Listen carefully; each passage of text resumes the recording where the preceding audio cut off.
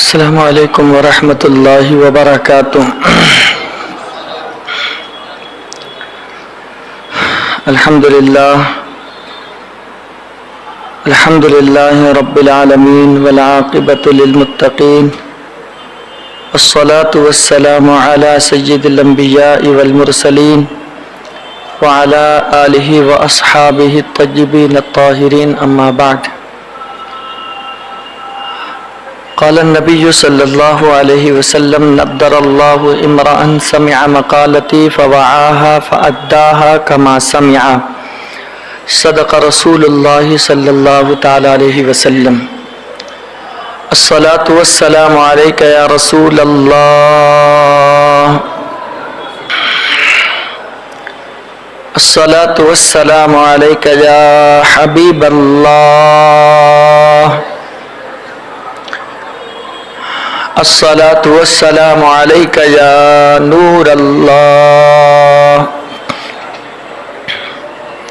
صلی اللہ تعالی علیہ وسلم۔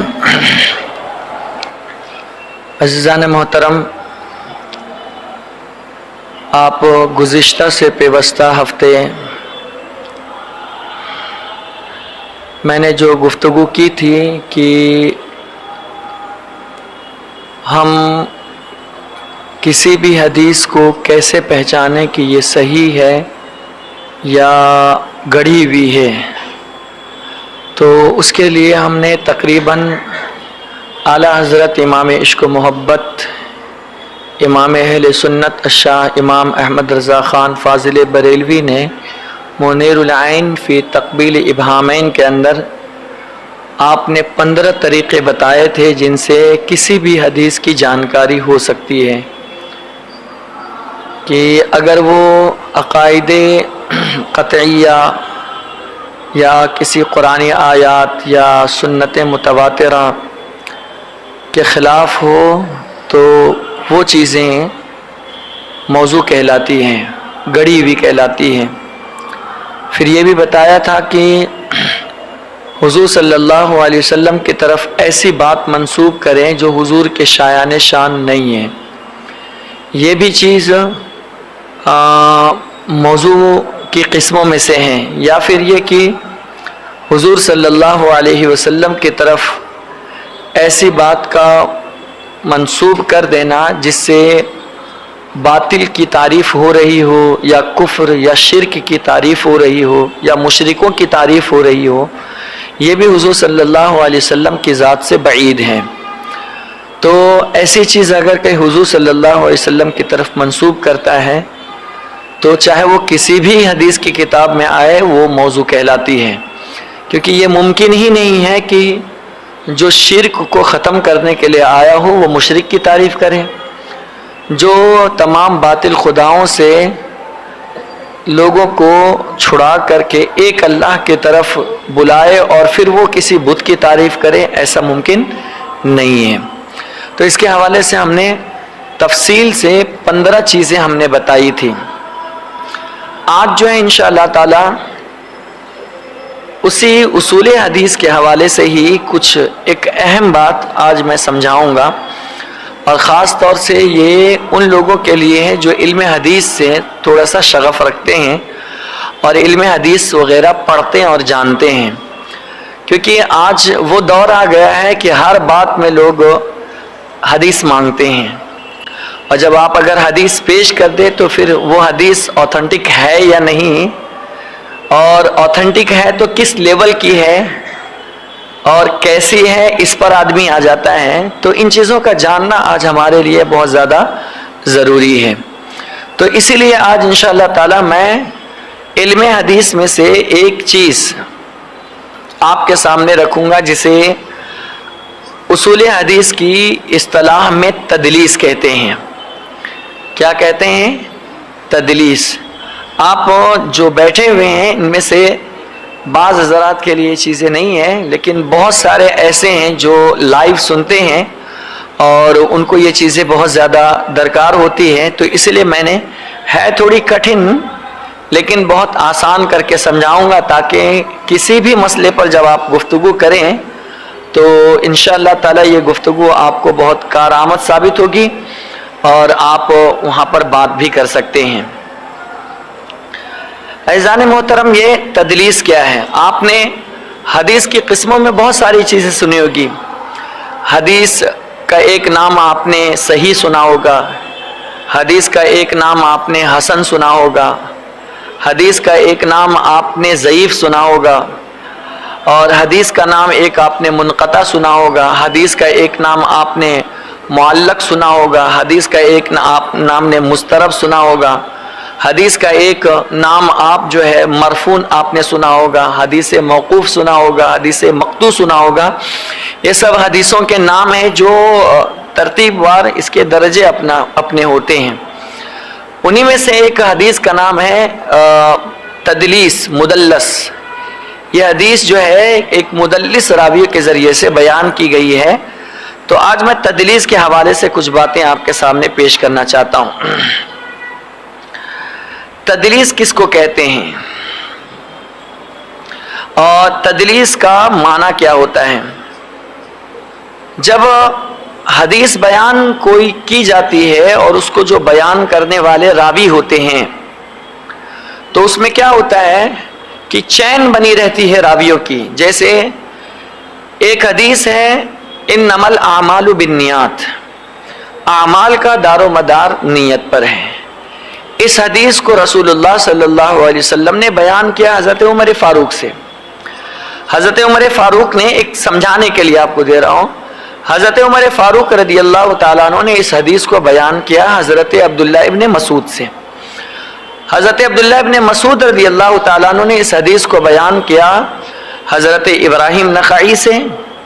حضرت ابراہیم نخعی نے بیان کیا حضرت حماد سے، اور حضرت حماد نے بیان کیا امام اعظم ابو حنیفہ سے، اور امام ابو حنیفہ نے بیان کیا امام محمد سے، امام محمد نے بیان کیا امام شافعی سے، امام شافعی نے بیان کیا امام احمد بن حنبل سے، اور امام احمد بن حنبل نے بیان کیا امام بخاری سے۔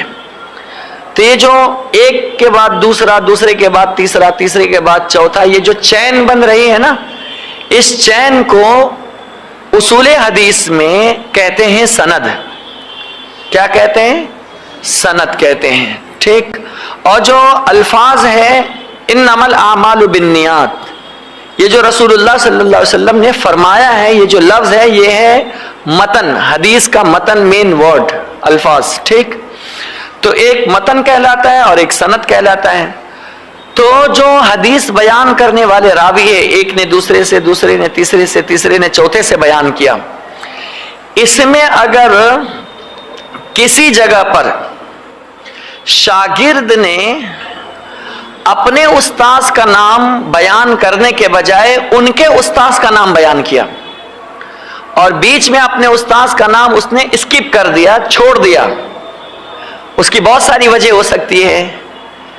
ایک وجہ تو یہ ہو سکتی ہے کہ یہ حدیث اتنی مشہور ہے کہ سب کو پتہ ہے، تو میں لمبی سند کرنے کے بجائے سند کو میں نے شارٹ کر دیا ہے، یہ نیت ہے۔ ایک نیت یہ ہو سکتی ہے کہ استاذ میرے اتنے معروف و مشہور ہے، اور اتنے مشہور ہے کہ ان کے نام کی حاجت ہی نہیں ہے، کیونکہ سب جانتے ہیں کہ یہ حدیث انہی سے انہوں نے لی ہوگی، کیونکہ میں ان کا شاگرد ہوں۔ دو وجہ ہو گئی۔ تیسری وجہ یہ بھی ہو سکتی ہے کہ اپنے استاذ کو چھوڑ کر انہوں نے ان کے استاذ سے اس لیے بیان کیا کہ یہ جو بیچ والے استاذ تھے ہمارے، وہ تھوڑے کمزور تھے، تو کہیں ایسا نہ ہو میرا ریپوٹیشن، جو میرا مقام ہے حدیث بیان کرنے کا، وہ کم ہو جائے۔ تو انہوں نے کیا کیا، اپنے رتبے کو بڑھانے کے لیے اپنے استاذ کو چھوڑ کر ان کا استاذ جو ماہر تھا ڈائریکٹ ان سے بیان کیا، تاکہ میری عزت اور بڑھ جائے۔ ایک نیت یہ ہو سکتی ہے۔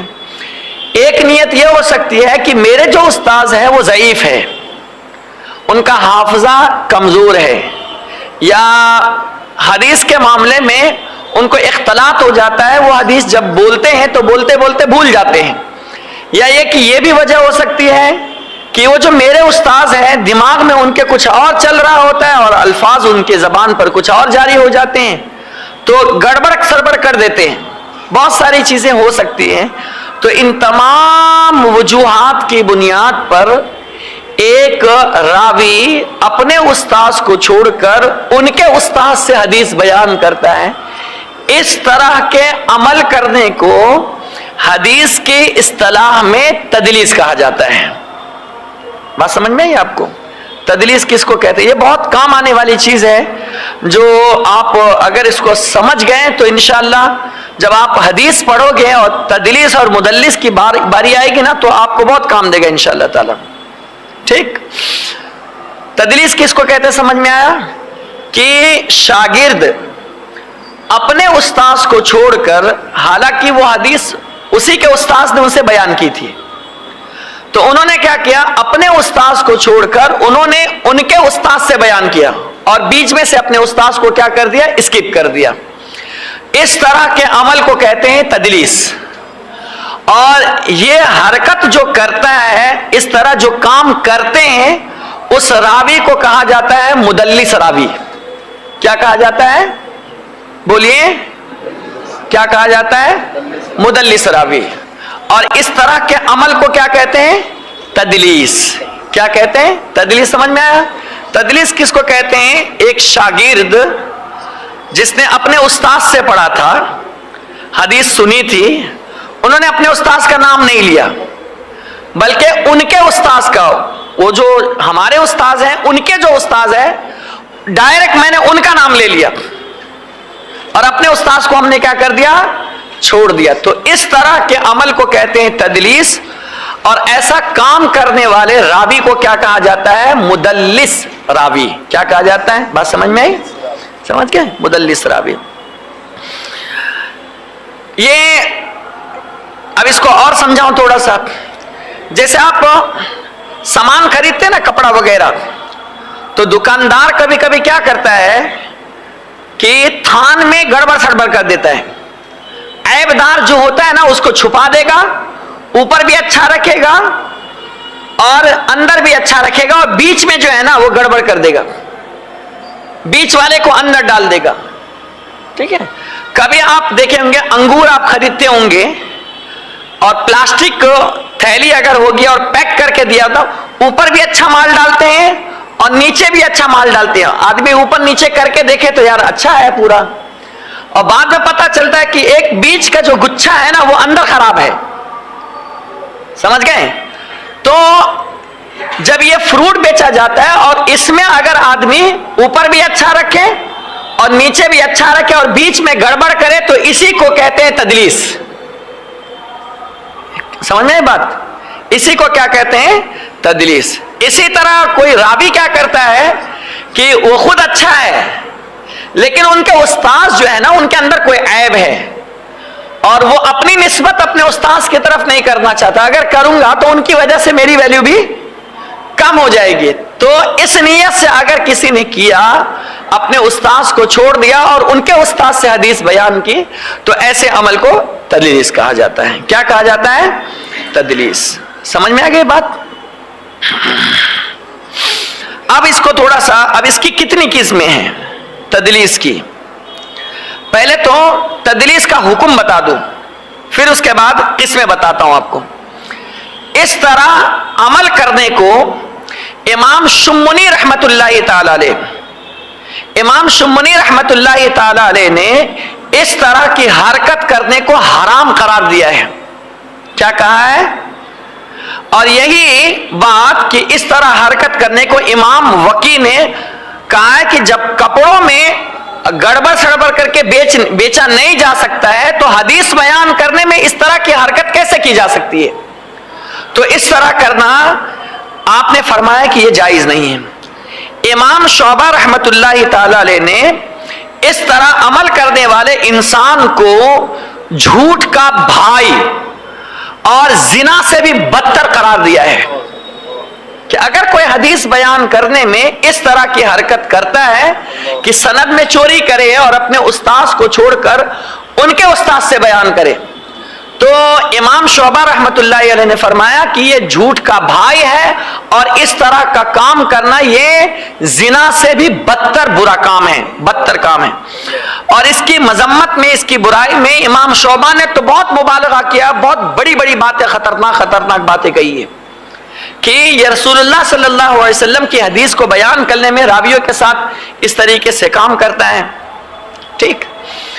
اب تدلیس کے 5 درجے آتے ہیں. کتنے؟ تو اگر کوئی راوی ایسا کرے کہ اپنے استاذ کو چھوڑ دے، تو میں نے شروع میں بتایا تھا ہر آدمی عیب کی وجہ سے استاذ کو نہیں چھوڑتا ہے. میں نے شروع میں بتایا تھا کہ کبھی کبھی شاگرد اپنے استاذ کو اس لیے چھوڑ دیتا ہے کہ ان کا استاذ بہت معروف و مشہور ہے اور سب کو پتا ہے کہ میں ان کا شاگرد ہوں اور ان کے شاگرد وہ ہے، اور میری نیت یہاں عیب بتانے کی یا عیب کی نہیں ہے، بلکہ یہاں حدیث کی سند کو مجھے چھوٹا کرنے کی ہے تاکہ میں یہ حدیث رسول اللہ تک ڈائریکٹ پہنچا سکوں اور بات جلدی ہم سن سکے. نیت ہماری یہ ہے.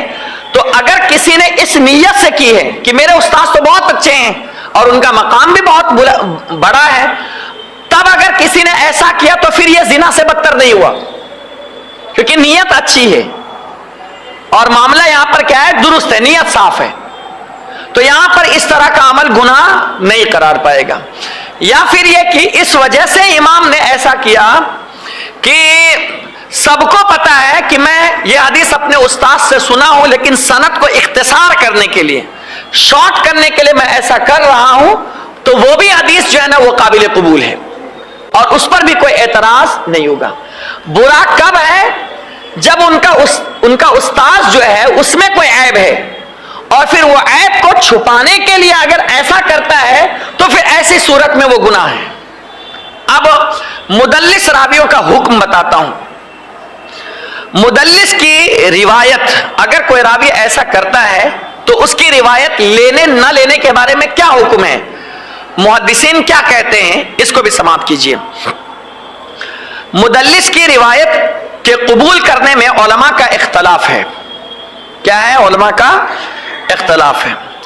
ایک گروہ کا کہنا یہ ہے، محدثین کے اور فقہا کی ایک جماعت اور ایک گروہ کا کہنا یہ ہے کہ تدلیس جرح ہے، تدلیس عیب ہے.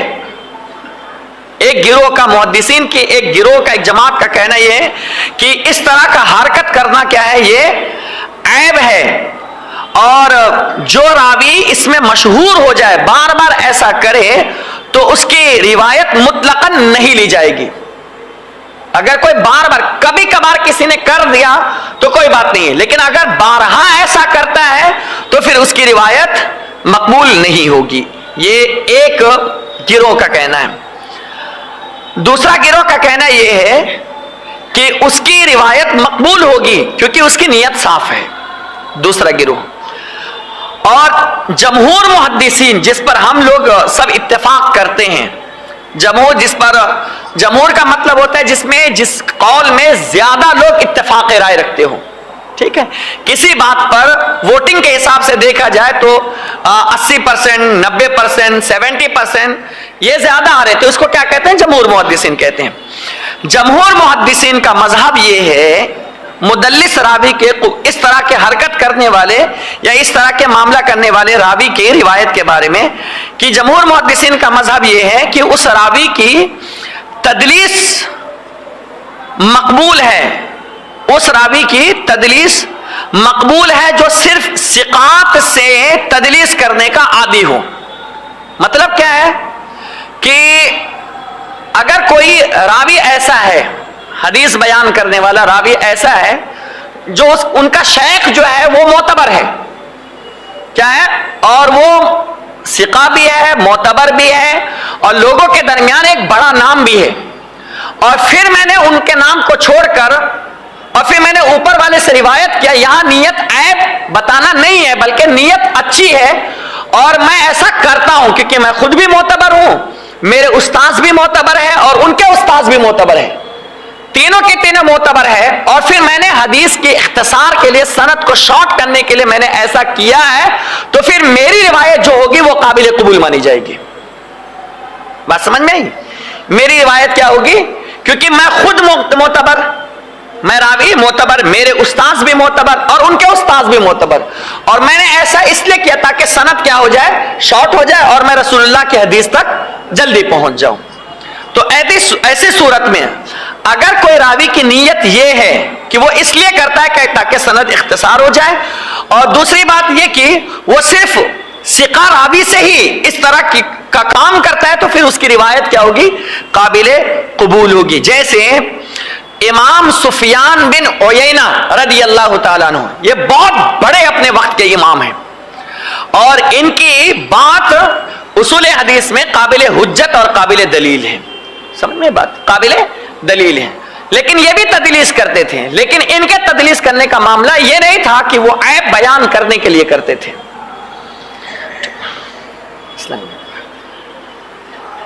ختم کر دیتا جی، کر لیں 1 منٹ میں، ٹھیک؟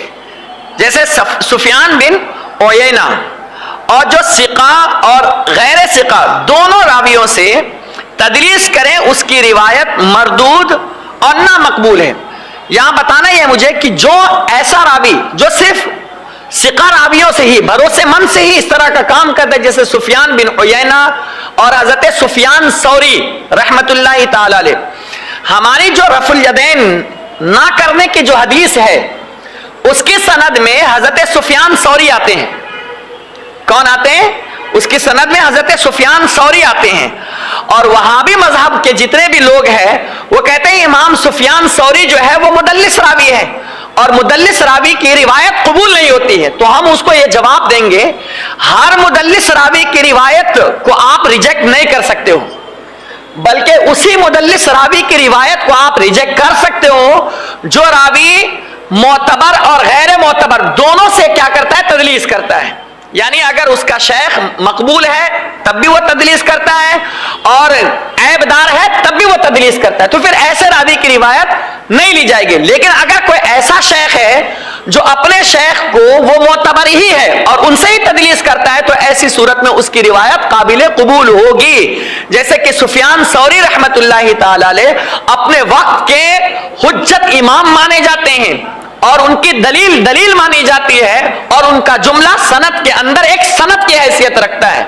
تو وہ جو تدلیس کرتے ہیں وہ اس نیت سے نہیں کرتے ہیں کہ میرے جو استاد ہے وہ عیب دار ہے یا میرے استاد کے اندر کمی ہے، بلکہ وہ سند کے اختصار کے لیے اس طریقے سے کرتے تھے تاکہ سند مختصر ہو جائے، اور تدلیس کا کام کرتے تھے۔ تو اس لیے ان کی روایت جو ہے نا وہ غیر مقبول نہیں ہوگی، بلکہ ان کی روایت مقبول ہوگی اور قابل اعتماد ہوگی۔ 5 درجے آتے ہیں تدلیس کے۔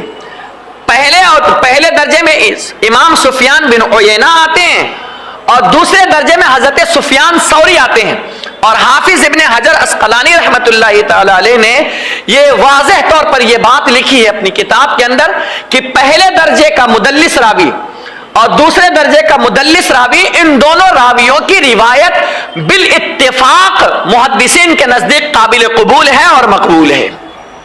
بس سمجھ گئے؟ اور بقیہ تفصیل انشاءاللہ تعالی آنے والے ہفتے میں انشاءاللہ آپ کے سامنے پیش کروں گا۔ السلام علیکم ورحمۃ اللہ وبرکاتہ۔